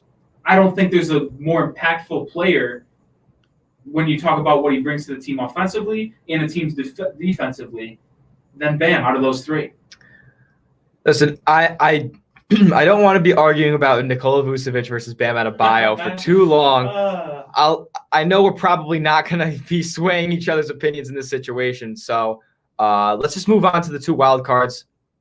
Vucevic probably won't make it. Bam probably won't make it, and it'll probably be Chris Middleton, who we both do not want to make it. So that's where we're going to leave the East as far as the front court goes. We're going to agree that Middleton shouldn't be an All-Star, even though I can't like the fact that he will be. Okay, so I want to go to the wild cards now, and I think we both have at least one of the players guaranteed. That'll be Trae Young.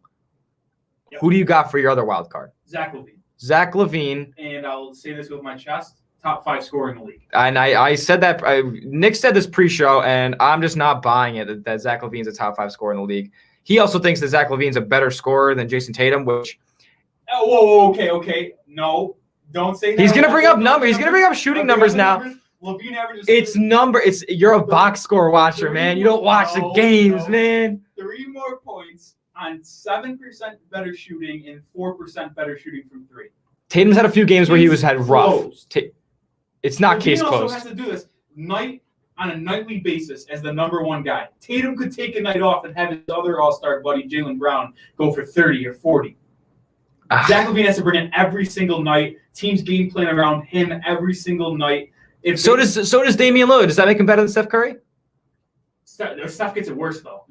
Steph does get worse, but when Steph's team was stacked, and you even put Damian Lillard right now, is Damian Lillard better than Steph Curry? That's the conversation we're having right now. No, he's not. He's not. Then Zach LaVine's not a better scorer than Jason Tatum. I don't know how those two correlate. All right, so what I'm saying is, if Damian Lillard has to carry the load for all his team, and now he's putting up these ridiculous numbers. But Dame had CJ McCollum. I'm not. CJ's good. CJ's good. CJ McCollum would be the second best team on the Bulls by a million. Yes, he'd be the second best player on the Bulls. By a lot. Yeah, probably by a lot. But the second best player in the Bulls is Kobe White, a second-year point guard. I love Kobe White. Well, I think he's good. I like the way he plays too, but as a second best player. No, he's not. I mean, the Bulls aren't good, but I mean, you don't really have to be a great team to make the All-Star reserves. So I'm not mad at the Zach LaVine pick. I would probably have to go with Ben Simmons, though. I'm not gonna lie. After so much hate that I've gone through with Ben Simmons, we had a whole show almost dedicated to just pooping on Ben Simmons' game offensively and his entire, just game in general.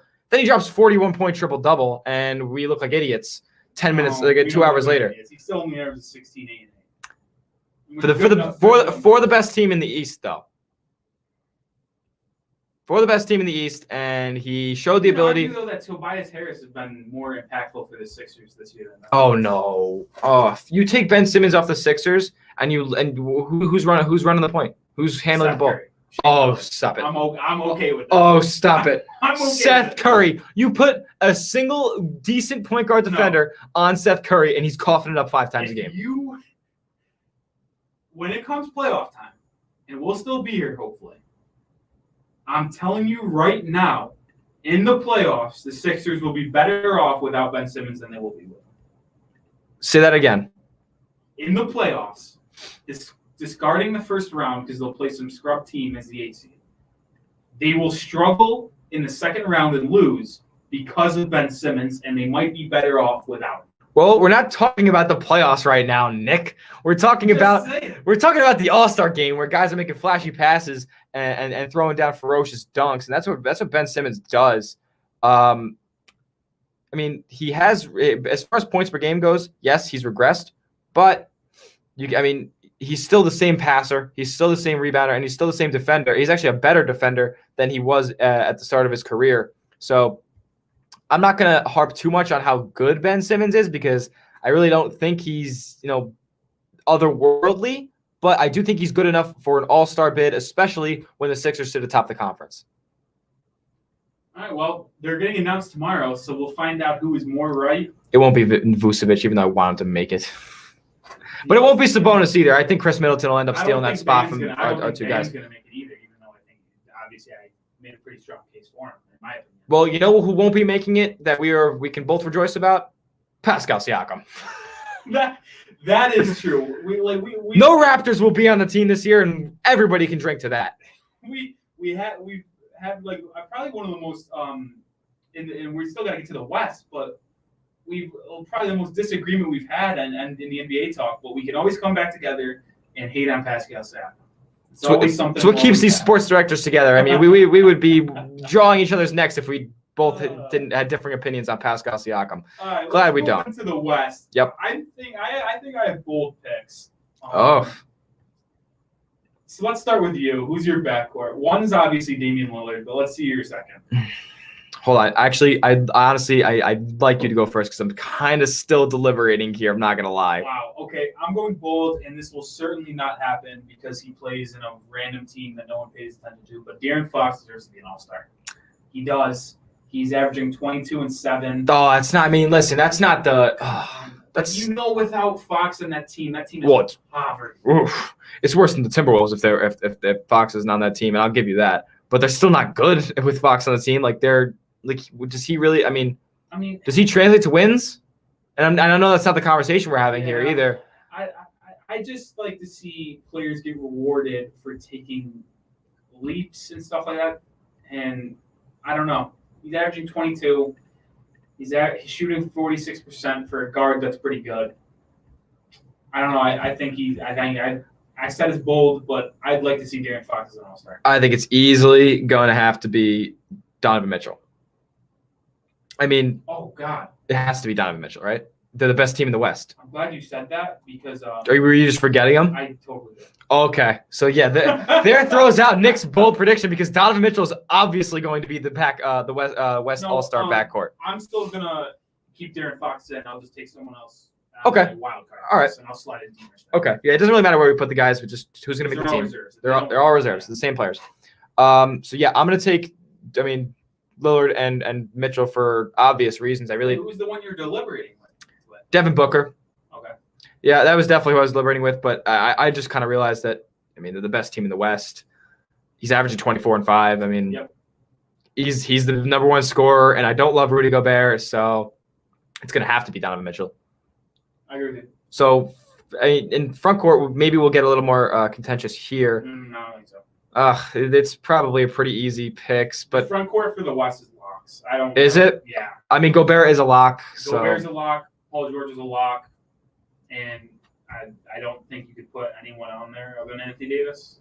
Yeah, you have to. Is he going to play? Probably not, right? He's not going to play. No way. You have to select him though. So they will have it. So give me. Up 2 days later. Yeah. So give me that guy. Who's going to be that guy?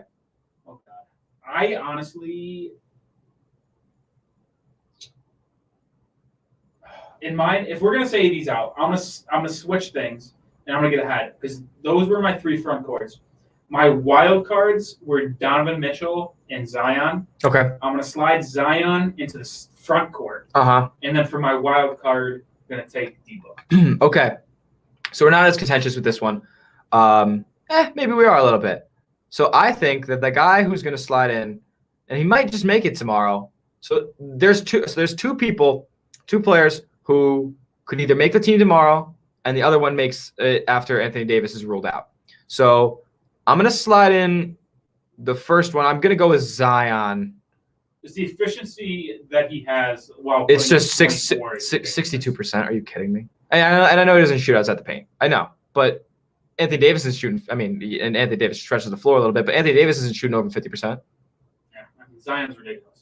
He's scoring at a historic rate. He's really good, and he just kind of shrugs off triple teams sometimes, and I think it's pretty scary.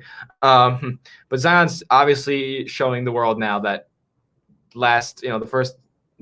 him in college and high school was no joke. Like, he's going to be dominating against pros. He has the strength. He has the touch around the rim to do it. He's got the rebounding ability.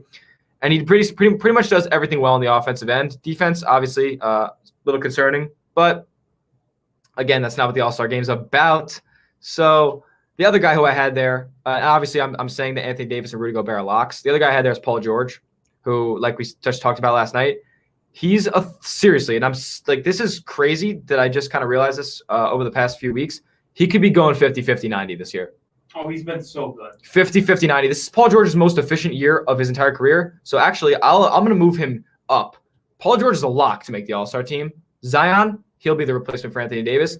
And he's going to make it regardless, in my opinion. Who, both? Zion, yeah. I don't think he'll be the injury replacement. My injury replacement will be Devin Booker. Okay. So I actually have for my wild cards, Devin Booker and Chris Paul. Chris Paul should make the All-Star game this year because, let's be honest, outside of Jay Crowder,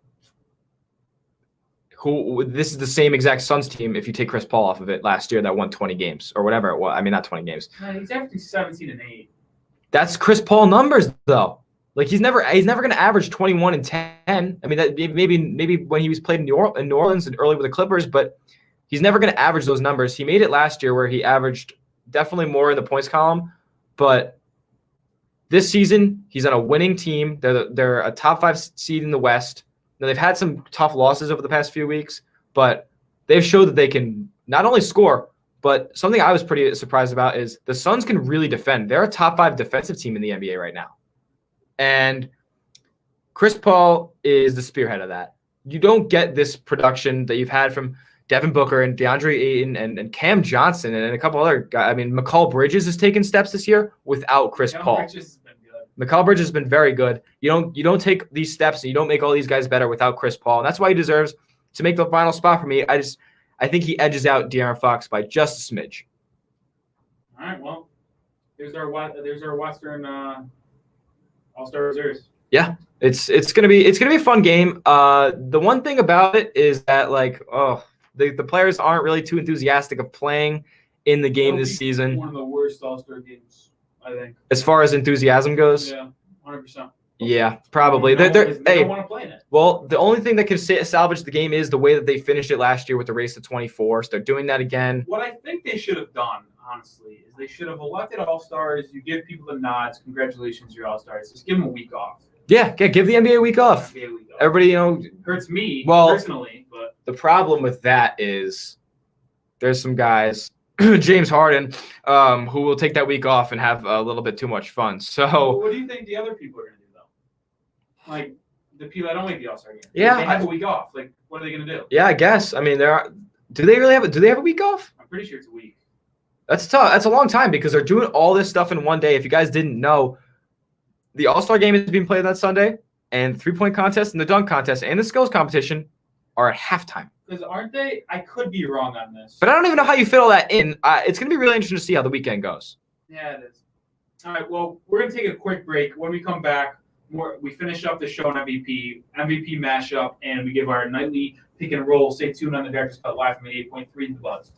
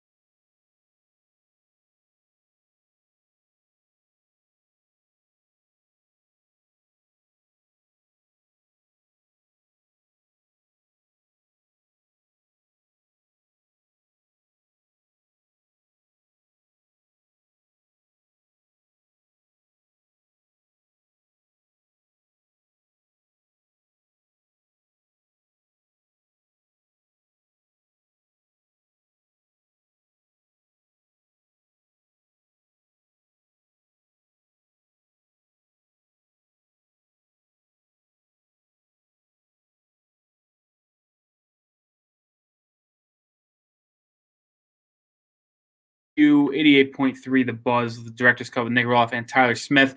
In our final 5 to 6 minutes, we're going to give 2 best bets of the night, aka our pick and rolls, and our MVP mashup. And like we said, the MVP discussion changes every week. It happened in the NFL a lot.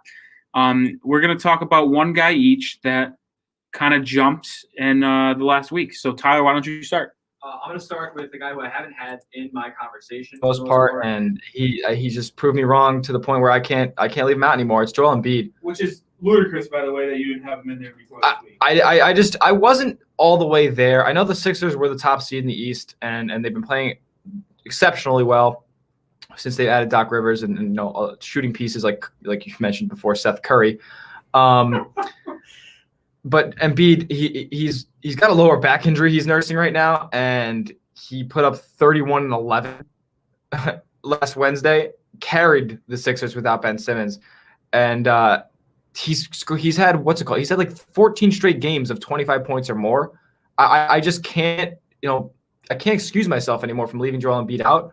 He's got the footwork now. He has the discipline, and he has the aggression necessary to just straight up take over games. And he hasn't really – I mean, he's shown that he can drop 40, but there's a difference between dropping 40 and absolutely taking over a game. You don't even need the 40 in that instance. I mean, you can just dominate the game and have it play at your pace, and that's what Joel Embiid has been doing. I can't leave him out anymore. Yeah, I mean, I've had him as my number 1, I think, the past couple of weeks. I've had him and Jokic just 1 and 2. Mm-hmm. Curry is 3. But someone who's jumped into that top 5, speaking for me, Dame Lillard. We just talked about him and Curry, which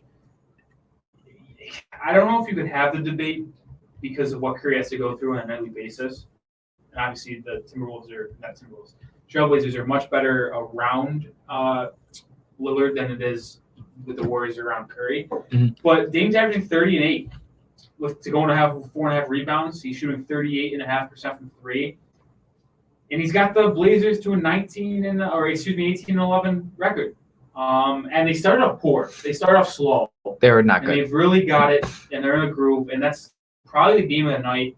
Blazers Suns. That's going to be a really good game tonight. Mm-hmm. That actually has one of my pick and rolls on there. I wonder if you're going to – I didn't have this picked. I have other games, but Phoenix 6.5, I would lean the Blazers. But with that's a good segue right into it. But Damian Lillard, man, he's been incredible this year and definitely deserves to be in that MVP talk.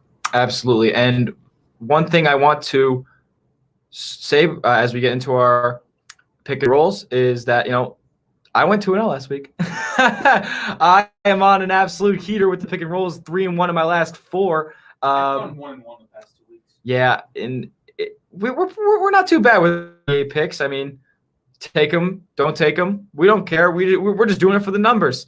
So I'm going to start with my first best of the night, and it's not Blazers plus 6.5, although that probably is a good bet. But I'm going to actually take the over in that game. It's 226.5, and I think that one just goes. You just raved about the Suns defense. What's going on? Okay, so I'm going to talk about it. The Suns defense, yes, it's been top 5, but it was 3 just a week ago. It's been waning a little bit. They've been allowing a little more points than usual, and we saw it in that game where James Harden basically willed them to victory. I'm going to take the over in that game, and Damian Lillard's going to put up too many. Damian Lillard versus Devin Booker. Is that not going to go into the 120s? It's going to tonight. I think it should be a good game. I'll probably watch it if I can. I mean, the Heat play at the same time, but. Anyway, I'm moving my first pick, and I'm going with the Bulls. Talked about my boy Levine. They're 1-point favorites against the Rockets on the road. Rockets are in a tailspin right now. So they're not good. Chicago.